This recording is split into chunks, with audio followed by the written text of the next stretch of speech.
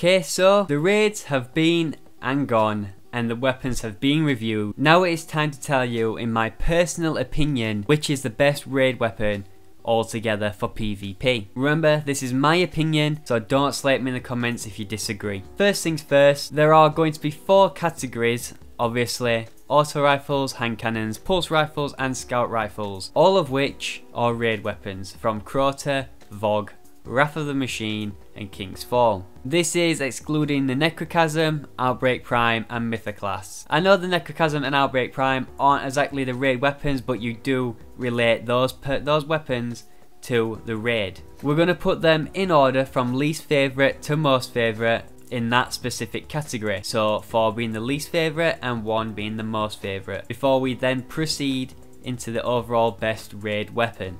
Number 1 from each category will then compete with each other in its own separate category to determine the best raid weapon. To put it simply, the first place weapon from auto rifles, hand cannons, pulse rifles and scout rifles will then be put against each other to see which is best. But you'll see what I mean later on in the video. So without further ado, let's jump in to this video. So starting with auto rifles, coming in at number 4 is the Anguish of Dristan. Now me and this weapon didn't get along too well when I was reviewing it. It fired too slow and the impact of the weapon didn't match up to its fire rate, meaning the kill time was pretty slow. Its stability was alright, but certainly isn't the best, and same goes for the reload. If this weapon had a better stability perk, then maybe it wouldn't be this far down in the list. Moving on, coming in at number 3 is the Abyss Defiant. Many of you guys might disagree with where I've put this in the video.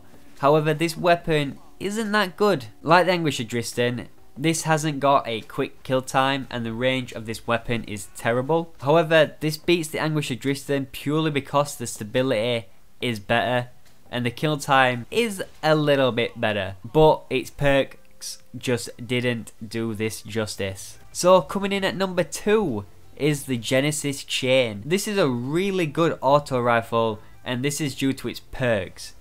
The fact of it having focused fire really helps this weapon and gives it its damage. Its fire rate isn't the best, but that is due to focused fire. However, the increase in impact is what makes this weapon come in at my number 2 spot. And then coming in at number 1 is Atheon's Epilogue. Many people don't like this weapon, but I am personally loving this weapon. It feels like a Doctrine of Passing. This thing has a 100 fire rate and a 2 impact, which does match up to the Doctrine. It has a 60 in the mag, meaning multiple kills can be achieved without having to reload. What is not to like about this weapon? Along with its stability perks on this weapon means it is like a laser beam, and due to it having glass half full, this helps to get those multi kills in one magazine, due to it increasing the damage when you are on the bottom half of the magazine. So moving along to hand cannons. As you guys may know, I am not the best when it comes to using hand cannons, but they are still a category and I do have to pick an order. So coming in at number 4, if you haven't guessed it already, it is the Zaoli's Bane. This is by far the worst hand cannon I have ever used to date. Its perks aren't very good, its stats aren't very good, and the reload is appalling. I could literally make a brew before this thing has stopped reloading. So yeah, I don't like this weapon at all. Coming in at number 3 is the Word of Crota. The reason why this is at number 3 is because its overall stats and perks are just not as good as the other 2 hand cannons that are taking 1st and 2nd place. Overall, it is a decent weapon, but it could be a lot better. Coming in at number 2 is the Fatebringer. You guys might be screaming at me right now in the comments because it's the Fatebringer. Everybody wants a Fatebringer because its damage, its perks, plus its nostalgia plays a huge part in people wanting the Fatebringer. But realistically, this has just missed out on number 1, and that's because the perks are just a little bit worse than our number 1 hand cannon. So, coming in at number 1 is the Fever and Remedy. You guys might say, how can you pick a Fever and Remedy over the Fatebringer? All I have to say is, have you used this weapon? It has the same fire rate, the same impact and the same range as a Fatebringer, and it also has better stability. Along with those stats, this weapon also has reactive reload, which means after reloading this weapon, it gains increasing damage for a short time, meaning this hand cannon can 2-tap people when that perk is triggered. This is a seriously powerful weapon and a seriously good weapon, so it has to be at my number 1 spot. Moving on to pulse rifles. This category, I'm not gonna lie, is a really tough one to judge. This will really go down to the perks on the weapons. So coming in at number 4 is Smite of Moraine. Unfortunately for this weapon, the stats are just not as good as the other pulse rifles in this category, and the perks on this weapon just don't do this weapon justice. The only good perk on this weapon is Firefly, and even then it's not really needed. So that is why this comes in at my number 4. Coming in at number 3 is the Steel Medulla. From here on out, it was a really tough choice to why I've chosen the positions I have for these weapons, because they are all really good at pulse rifles. But I have chosen Steel Medulla as my number 3 spot because although it is the strongest impact pulse rifle, all of the other stats on this weapon does not compare to the other 2 left in this category. So coming in at number 2 is the Oversoul Edict. This has only just missed out on the number 1 spot, and that is due to this weapon's perks not being as good as the weapon in first place. This weapon has full auto and fitted stock, which are really good perks for PvP. However, the last perk slot is Darkbreaker, which is a perk for PvE because with this perk you are able to shoot through knight shields when it's up. I don't know about you guys, but I do not see knights in the Crucible. So yeah, due to the Oversoul Edict having this perk is the main reason why it has just missed out on number 1, because the stats for this weapon are just as good as the weapon in first place.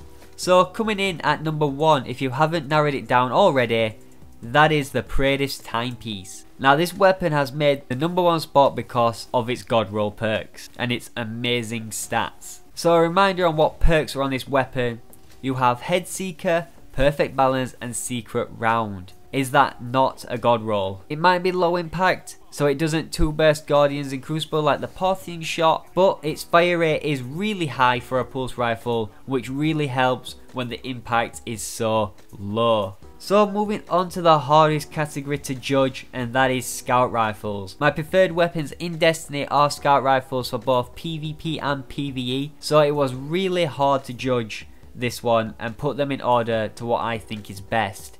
And again, the same for Scout Rifles as I did for Pulse Rifles. The reason for the positions of these weapons are due to the perks and basically which one I like the most, because all the stats are all relatively the same. Don't get me wrong, I like them all, but only one can make it to that top spot. So coming in at number 4, and that is Doom of Chelkis. Like I just said, the reason for this weapon being in 4th place is because of its perks. So I can't really give any other reason apart from that, because I really do like this weapon. If this weapon didn't have Cocoon and maybe had Firefly, then this could be a whole other story, but because of that perk, it makes this weapon more for PvE than it does PvP. Coming in at number 3, we have the Chaos Dogma. Now it was really tough to decide the position of this weapon. This is because the perks are not that great, they're more for PvE because of triple tap, and the stability on this weapon is absolutely horrendous. It reminds me of the Talalak before you get your super. It is really bad. But then I remembered this is a very hard hitting scout rifle. This has the most impact of any of the scout rifles from the raid. So it was really hard to decide where to put this, but I've decided to put it in 3rd place purely down to the stability of the weapon and its perks. If it had Perfect Balance or Zen Moment, this weapon would definitely be further up the list. Coming in at number 2 is the Fang of Yut. The reason why this has beaten the Chaos Dogma to the 2nd place spot is purely because the perks on this weapon are all beneficial to make it a good weapon, such as the Perfect Balance, Third Eye and Target Mark. Not to mention, this weapon's stability is on point. So that leaves the number 1 spot going to the Vision of Confluence. This is an extremely good scout rifle due to its perks and stats. It is a hard hitting scout, not as powerful as a Chaos Dogma, but it still packs a punch, and with it having the perks full auto, perfect balance and Zen moment means that this is an absolute beast of a weapon, and not to mention that it looks beautiful. Okay, so that's all the weapons complete. So we have Vision of Confluence, Praetor's Timepiece, Fever and Remedy and Atheon's Epilogue in first place from all 4 categories. As you might be able to tell there, the Vault of Glass weapons have blown every other raid weapon out of the water. So, what's the best out of these 4? Same as before, I'm going to give these an order from 4th to 1st.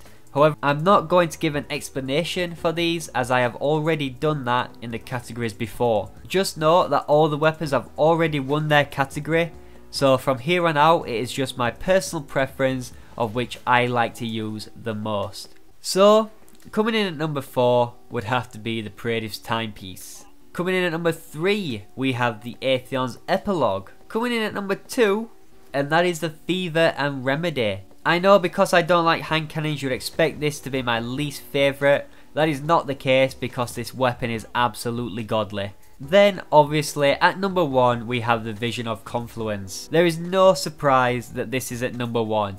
Seeing as I stated previously I do prefer using scout rifles, so for that reason it has taken my number 1 spot out of all the weapons in the 4 raids currently in Destiny. It also helped this weapon to number 1 because I see myself using it in PvP and PvE as well. So there you have it. This video is purely based on my opinion.